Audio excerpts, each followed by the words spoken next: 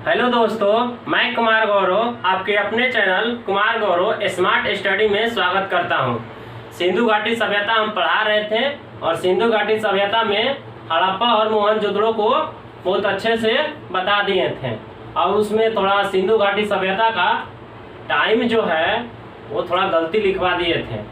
सिंधु घाटी सभ्यता का टाइम जो है 25 कहीं कहीं देखिए 2400 से देता है 1750, कहीं 2450 से 1700, कहीं 2500 से 1750 देता है, लेकिन टाइम में थोड़ा उसका विवाद है। आज देखते हैं चनहुदड़ो जो है, चनहुदड़ो सिंधु नदी के किनारे चनहुदड़ो है। सिंधु नदी किनारे कौन है? चनहुदड़ो है। और इसका खुदाई गोपाल मजमूदार ने किए थे। चनहुदड़ो का खुदाई किसने किया था? तो गोपाल मजमूदार ने किया थे। यह एकमात्र शहर था जिसमें दुर्ग नहीं था।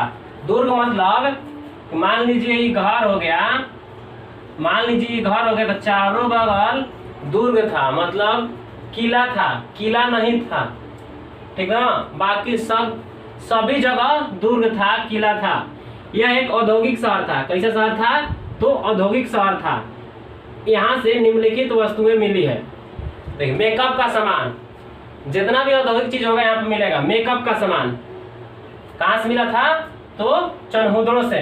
मेकअप में लिपस्टिक आता है ना, मेकअप में लिपस्टिक आएगा और लिपस्टिक को देखने के लिए शीशा का जरूरत है, ठीक है। और यहाँ से वो मानका मिला था, घाड़ा जैसा रहता है उसको मानका बोलते हैं। यहाँ पे गुड़िया का साक्ष्य मिला है कि गुड़िया का कारखाना था। मानका का भी कारखाना, गुड़िया का कारखाना, और यहाँ से सुई मिला हुआ है। जो हम लोग सीते हैं ना, कपड़ा फट जाता है तो इसी का भी साक्ष्य यहीं से मिला हुआ है। यहाँ से एगो अलंकृत ईंटा, मतलब ईंटा पर बहुत बढ़िया नक्शा बनाया हुआ था, वो भी यहाँ से मिला हुआ था। और सबसे महत्वपूर्ण कि यहाँ से बिल्ली का पीछा करते हुए एक कुत्ता का साक्ष्य मिला हुआ है, ठीक ना। बिल्ली का पीछा करते हुए एक कुत्ता का साक्ष्य मिला हुआ है। यह पाकिस्तान के सिंध प्रांत में स्थित है। अब देखते हैं रोपड़ को। रोपड़ सिंधु नदी के रोपड़ सतलज नदी के किनारे है। रोपड़ किसके किनारे है? तो सतलज नदी के किनारे है। खुदाई, इसके खुदाई यगदत्त शर्मा ने किए थे। इनके खुदाई किसने किया था? रोपड़ का खुदाई यगदत्त शर्मा ने। यहाँ से मानव के साथ साथ उसके पालतू जानवरों का शव मिला हुआ है। क्या मिला हुआ है? तो मानव के साथ साथ पालतू जानवरों का शव, मतलब कब्रिस्तान में जब आदमी मर जाते थे तो उसका वफादार कुत्ता होता है, चाहे कोई भी पालतू जानवर होता है, उसको साथे दफनाया गया था।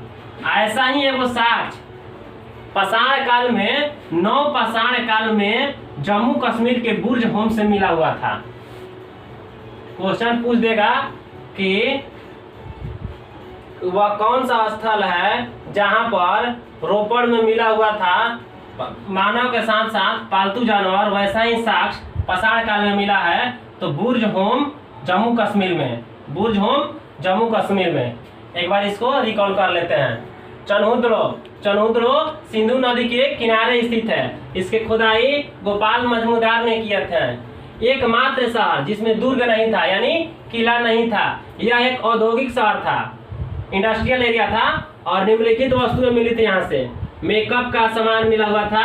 मेकअप में लिपस्टिक आता है, शीशा आता है, ठीक है। यहाँ पर मानका का कारखाना मिला हुआ था। गुड़िया बनाने का कारखाना भी यहीं से मिला हुआ था। सुई का भी साक्ष्य यहीं से मिला हुआ था। अलंकृत ईंटा, मतलब ईंटा पर बहुत अच्छा नक्शा बनाया हुआ था। यहाँ से महत्वपूर्ण साक्ष्य यह मिला था कि बिल्ली का पीछा करते हुए कुत्ता का साक्ष्य यहाँ से मिला हुआ था। यह पाकिस्तान के सिंध प्रांत में था। रोपड़ सतलज नदी के किनारे रोपड़ था। इसके खुदाई यगदत्त शर्मा ने किए थे। मानव के साथ साथ उसके पालतू जानवरों का भी शव यहीं से मिला हुआ है। नोट में एक देख लीजिए कि ऐसा ही शव नवपाषाण काल में जम्मू कश्मीर के बुर्ज होम से मिला था, जिसमें यह देखा गया था कि एक मानव को दफनाया गया है और उसके साथ पालतू जानवर को भी दफनाया गया है। चलते हैं अगले स्लाइड में। अब देखते हैं बनवाली को। बनवाली का खुदाई रविंद्र सिंह विशिष्ट ने किए थे। रविंद्र सिंह याद रखिए आप लोग। बनवाली रंगोई नदी के किनारे था। बनवाली कौन नदी किनारे था? रंगोई नदी के किनारे, और यह हरियाणा में स्थित है बनवाली। सड़कें टेढ़ी मेढ़ी थी। यहाँ की सड़कें कैसी थी? टेढ़ी मेढ़ी। मूलतः सिंधु घाटी सभ्यता का सड़क जो था एक दूसरे को सीधा पर काटता था। इसे हम ग्रेड पद्धति कहते थे। लेकिन बनवाली में क्या था कि सड़कें टेढ़ा मेढ़ा था। ठीक है, और यहाँ से इसको बताएंगे ग्रेड पद्धति आगे क्या है। जल निकासी की व्यवस्था, यहाँ पर जल निकासी की व्यवस्था नहीं था। बनवाली में मतलब जो नाली होता है, घर का जो पानी एक्स्ट्रा होता है उसको वहाँ से नाली नहीं मिला है। घरे में एक वो सोख्ता मिला हुआ है। कैसे घर में कहीं पानी निकलने की व्यवस्था नहीं होता है तो सोख्ता बना दिया जाता है और उसी में पानी सूखता रहता है। तो घर से सोख्ता कहाँ मिला है? तो बनवाली में घर से सोख्ता मिला हुआ है। क्यों? क्योंकि यहाँ से जल निकासी का व्यवस्था नहीं था, नाली नहीं बनाया गया था। कालीबांगा, आप देखिए, कालीबांगा का अर्थ होता है काली चूड़िया। कालीबांगा का अर्थ क्या होता है? काली चूड़िया। और यह घग्गर नदी के किनारे था। घग्गर नदी को ही सरस्वती बोलते हैं। यह घग्गर नदी के किनारे था। इसके खुदाई बीबी लाल एवं बीके थापर ने किए थे। खुदाई किसने किया था? तो बीबी लाल एवं बीके थापर ने। यहाँ से जोता हुआ खेत मिला है। क्या मिला हुआ है? तो जोता हुआ खेत यहाँ से मिला हुआ है। यहाँ से हल मिला हुआ है। जब खेत मिलेगा तो हल मिलेगा ना। और यहाँ से हवन कुंड मिला हुआ है। हवन कुंड नहीं, ऐसे होता है हवन कुंड, इसमें हवन होता है, यहीं से मिला हुआ हवन कुंड मिला हुआ है। ठीक है, अब देखिए धौलागिरी, धौलावीरा।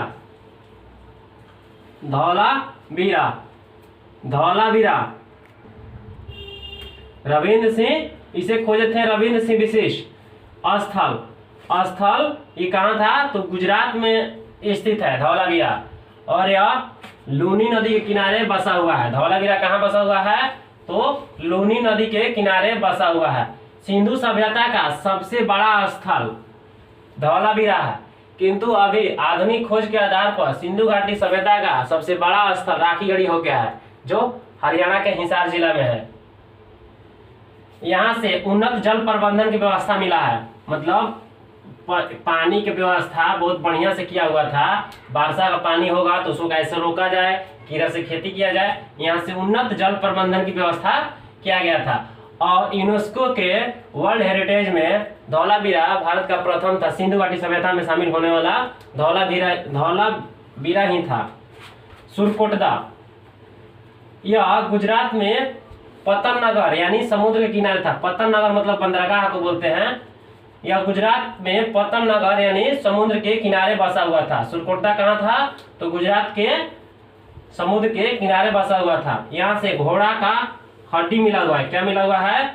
तो घोड़ा का हड्डी यहीं से मिला हुआ है। कलश सावधान मिला हुआ है।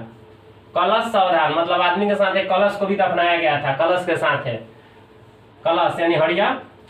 लोथल देखिए, लोथल भोगवा नदी किनारे बसा हुआ है। लोथल स्थल मतलब कहाँ स्थित है? तो गुजरात में। यह भी पतन नगर यानी बंदरगाह था। यहाँ से फारस का मोहर मिला हुआ है। फारस का मोहर मिला हुआ कहाँ से? लोथल से। जो विदेशी व्यापार का साक्ष्य प्राप्त होता है। मान लीजिए फारस का जब मोहर मिला तो ये पता चल जाएगा ना कि भाई अब विदेश से यहाँ व्यापार होता था। तो यहीं से विदेशी व्यापार होता था। कहाँ से? लोथल से। यहाँ से घर का दरवाजा जो था सड़क के किनारे खुलता था। सिंधु घाटी सभ्यता का जितना भी घर था वह उसका दरवाजा पिछुती खुलता था यानी पीछे खुलता था। क्यों? क्योंकि लड़का कोई एक्सीडेंट ना करे और उन लोगों का डर था, इसीलिए उन लोगों का घर का दरवाजा जो था पीछे खुलता था। लेकिन लोथल ही एक ऐसा जगह था जिसका दरवाजा सड़क की ओर खुलता था, मतलब रोड पर खुलता था। यह बंदरगाह नगर था। बंदरगाह नगर यानी पतन नगर, जो जहाँ से व्यापार होता था और देखिए युगल सावधान मिला हुआ है। युगल सावधान, युगल मतलब क्या होता है, एक लड़का और एक लड़की या एक आदमी या एक औरत, तो युगल सावधान मिला हुआ मतलब एक के साथ दोनों को दफनाया गया था। तो यह साक्ष्य मिलता है कि यहाँ सती प्रथा भी थी, नहीं तो एक के साथ थोड़ा ना कोई मर जाएगा, पति पत्नी थोड़ा ना एक साथ मर जाती है। तो इससे यह साक्ष्य मिलता है युगल सावधान मिला था कि जिसमें एक औरत और एक आदमी थे, जिसके कारण उसे पता चलता है कि यहाँ सती प्रथा उस टाइम भी थी। चलते हैं अगले स्लाइड में। अब जानते हैं रंगपुर के बारे में। रंगपुर नदी था मादर, रंगपुर किस नदी किनारे था, तो मादर नदी किनारे था। यह भी गुजरात में स्थित है, यह भी गुजरात में स्थित है। वो धौलावीरा लिखवाए थे ना पिछला, धौलावीरा पाकिस्तान और इंडिया दोनों में है, पाकिस्तान और इंडिया दोनों में है। यहाँ से धान की भूसी मिला हुआ है, क्या मिला हुआ है, धान का भूसी है। जब धान का भूसी मिलेगा तो धान मिलेगा, चावल मिलेगा। चावल पूछेगा तो रंगपुर, धान पूछेगा तो रंगपुर, धान का भूसी पूछेगा तो रंगपुर ही। देखिए नोट में एगो चीज लिखे हैं कि सबसे बड़ा स्थल कहेगा सिंधु घाटी सभ्यता का तो धौलावीरा। सबसे बड़ा स्थल भारत में कहेगा तो राखीगढ़।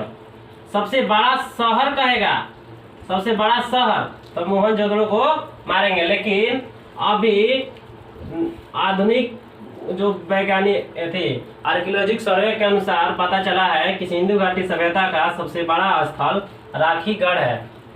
ठीक है, अब देखिए सिंधु घाटी सभ्यता के कुछ विशेषता को जानते हैं। सिंधु घाटी सभ्यता में क्या विशेषता था, तो मूलतः हम लोग जानते हैं कि सिंधु घाटी सभ्यता के अधिकांश लोग भूमध्य सागरीय थे, भूमध्य सागर से आए हुए थे। यह एक नगरीय सभ्यता थी। कैसी सभ्यता थी, विश्व की पहली नगरीय सभ्यता कौन थी, तो सिंधु घाटी की सभ्यता। सड़कें एक दूसरे को समकोण पर काटती थी। सड़क कैसन था, तो ऐसन था, ऐसन था ये। और ये कैसा था, तो पूरब पश्चिम में बना हुआ था सड़क था। हमेशा सड़क कैसा बना हुआ था, तो पूरब पश्चिम में, जिससे मतलब अधिकांश सड़क, जिससे यह होता था कि जब हवा बहेगा तो सीधे साफ हो जाए, ठीक ना। तो इस पद्धति को बोलते हैं ग्रिड पद्धति। कौन सी पद्धति बोलते हैं, तो ग्रिड पद्धति बोलते हैं। अर्थात यहाँ सड़कें अधिकांशतः पूरब और पश्चिम दिशा में थी, जिससे हवा द्वारा सड़क स्वतः साफ हो जाती थी। अब देखिए नालियां इतना विकसित थे उन लोग कि नाली जो बनाए थे, नाली को भी ढक दिए थे। उन लोग को भी पता था कि नली खुला रखेंगे तो रोग होगा, लेकिन आजकल नगर पालिका चाहे गांव वाले लोग ऐसे ही नाली को छोड़ देते हैं। ठीक है, इनका व्यापार विदेश से भी होता था। इनका व्यापार कहाँ से होता था, तो विदेश से। कैसे साक्ष्य मिला था, तो लोथल से। लोथल से क्या मिला था, तो फारस के मोहर मिला था।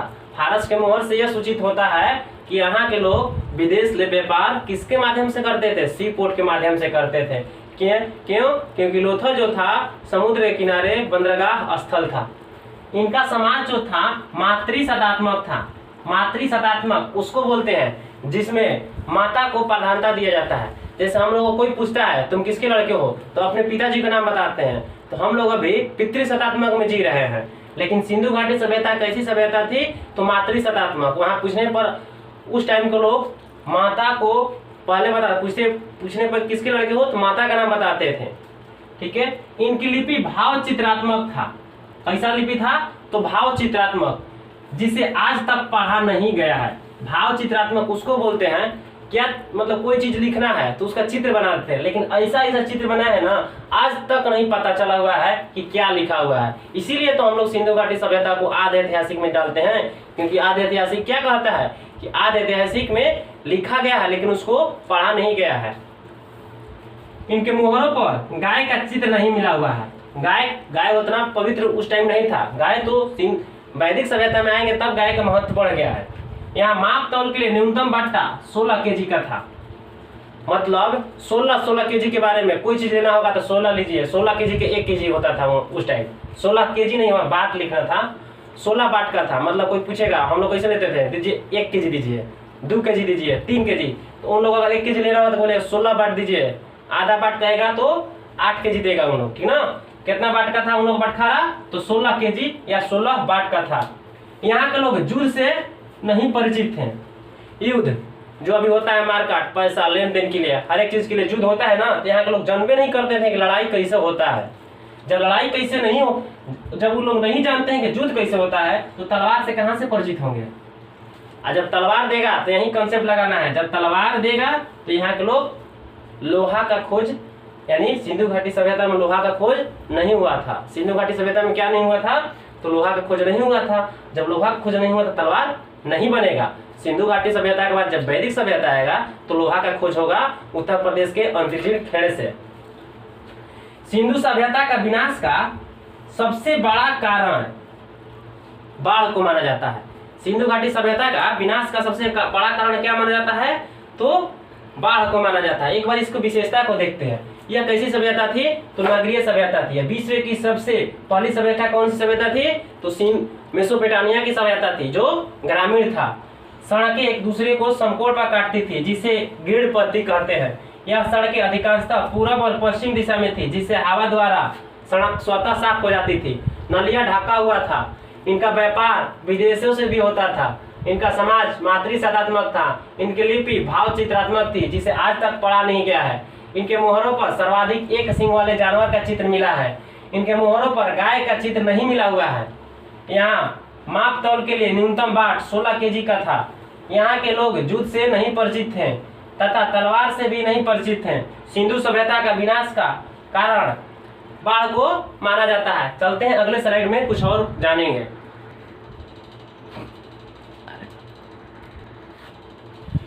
नोट में एक चीज देख लीजिए कि कार्बन 14 जो जीवाश्मों का पता लगाता है ना, इसका खोज VF लेवी द्वारा किया गया था। किसके द्वारा किया गया था, तो VF लेवी द्वारा 1946 में खोजा गया था। कब खोजा गया था, 1946 में खोजा गया था। इस पद्धति में कार्बन की मात्रा जितना कम होता है, मतलब इस पद्धति में कार्बन की मात्रा जितना कम होता है, वस्तु उतना ही पुराना माना जाता है। अगर कार्बन कम है तो वस्तु उतना ही पुराना है। मतलब इसमें कार्बन की मात्रा 6 है, एगो में 5 है, तो ये वस्तु जो है ना, ये पुराना होगा। इससे ये कार्बन की मात्रा कम होगा तो वस्तु पुराना होगा, कार्बन की मात्रा ज्यादा होगा, वस्तु नया होगा कुछ। इस सभ्यता का निवासी द्रविड़ एवं भूमध्य सागरीय थे, मतलब भूमध्य सागर से थे, ठीक ना। सिंधु सभ्यता के 6 बड़े नगर, मोहनजोदड़ो था, लाइन से याद रखिएगा, मोहनजोदड़ो, उसके बाद हड़प्पा, कड़वारीवाला, राखीगढ़ी, धौलावीरा, कालीबंगन। कौन कौन था, मोहनजोदड़ो, हड़प्पा, गढ़वारीवाला, राखीगढ़ी, धौलावीरा और कालीबंगन था। न्यू अपडेट में कुछ जान लीजिए कि न्यू अपडेट में यह है कि धौलावीरा सिंधु घाटी सभ्यता की पहली साइट थी, जिसे यूनेस्को ने 2021 में विश्व विरासत स्थल में शामिल किया था। कब, 2021 में धौलावीरा को यूनेस्को ने विश्व विरासत में शामिल किया गया था। स्वतंत्रता के प्राप्ति के बाद सर्वाधिक स्थल गुजरात से खोजे गए थे भारत में। नोट एक और देख लीजिए कि लेखन काला, मतलब सिंधु घाटी सभ्यता तो लेखन काला था लेकिन पढ़ा नहीं गया था। तो लेखन काला की उचित प्रणाली विकसित करने वाली पहली सभ्यता सुमेरियन की सभ्यता थी। लेखन मतलब लिखने के लिए पहली सभ्यता कौन थी, तो सुमेरियन की सभ्यता थी। और वैसे भी सभ्यता बहुत सारा पढ़ना है, अभी मेसोपोटामिया की सभ्यता पढ़ना है, मिस्र की सभ्यता पढ़ना है और 2-4 पढ़ना है। यहाँ का मुख्य फसल गेहूं एवं जौ था। मुख्य फसल कौन कौन था, तो गेहूं एवं जौ था। सिंधु घाटी सभ्यता के लोग मिठास के लिए शहद का प्रयोग करते थे। और देखिए मेसोपोटामिया की अभिलेखों से मेलुहा शब्द का जिक्र है, जिसे अभिप्राय है सिंधु घाटी सभ्यता से। मतलब मेलुहा जो शब्द है किससे संबंध रखता है, तो सिंधु घाटी सभ्यता से संबंध रखता है। यहाँ से वृक्ष पूजा एवं शिव पूजा का प्रचलन मिला हुआ है। मतलब यहाँ वृक्ष पूजा होता था और शिव पूजा का प्रचलन था। लगभग वो शिव थे, आधा स्त्री और आधा आदमी थे, तो उसको शिव बोला गया। अब देखिए स्वास्तिक का चिन्ह सिंधु घाटी सभ्यता का देन है। स्वास्तिक का चिन्ह किसका देन है, सिंधु घाटी सभ्यता का देन है। चलते हैं अगले स्लाइड में। स्वास्तिक का चिन्ह से सूर्य उपासना का साक्ष्य मिला है। जो स्वास्तिक का चिन्ह मिला हुआ था उससे इससे पता चलता था कि सूर्य का भी पूजा होता था। उस टाइम में सूर्य का भी पूजा होता था और मातृ देवी यानी धरती का भी पूजा होता था। मंदिरों का अवशेष नहीं मिला हुआ है, कहीं मंदिर नहीं मिला हुआ है। आपको वैदिक सभ्यता में मंदिर मिलना स्टार्ट हो जाएगा। कुबड़ा वाला वो साण था, कुबड़ साण था, उसको आदमी पूजा करता था। ठीक है, यहाँ के लोग सूती वस्त्र तथा ऊनी कपड़ा का भी प्रयोग करते थे। सूती वस्त्र और ऊनी कपड़ा के भी प्रयोग होता था। किस काल में? तो सिंधु घाटी सभ्यता में। पर्दा प्रथा, जैसे आजकल नया नया कन्या आती है तो पर्दा करती है ना, ओढ़ती है, अपना साड़ी ओढ़ लेती है, पर्दा करती है, उसे पर्दा प्रथा बोलते हैं। और वैसा भी रीति नाच गान जो होता है इस सभ्यता का ही देन था। ठीक ना। शवों को गाड़ने मतलब दफनाने तथा जलाने दोनों का प्रचलित था। शवों को भी दफनाया भी जाता था और जलाया भी जाता था। और क्या, मोहनजोदड़ो से हड़प्पा से शवों को दफनाने, हड़प्पा में शवों को दफनाया जाता था तथा जलाने की प्रथा मोहनजोदड़ो से मिली थी। ठीक ना। हड़प्पा में क्या किया जाता था? तो शव को मतलब मरे हुए आदमी को दफना दिया जाता था, जबकि मोहनजोदड़ो में जला दिया जाता था। आग में पकी हुई मिट्टी को टेराकोटा कहा जाता है, जिसे यहाँ के लोग सिक्का के रूप में प्रयोग करते थे। टेराकोटा क्या था? तो सिंधु घाटी सभ्यता का सिक्का था। कुछ जान लेते हैं, दुदुगो में है वहीं बताते हैं। अग्निकुंड जो था लोथल और कालीबांगा दोनों से मिला हुआ था। मानका का कारखाना लोथल और चंद्रमुद्रो दोनों से मिला हुआ था। बंदरगाह लोथल और सुरकोटदा दोनों था। यहाँ से सिंधु घाटी सभ्यता में सब मूलतः खत्म हो गया है। अब कल से हम वैदिक सभ्यता को बताएंगे। मिलते हैं अगले वीडियो में। Thank you.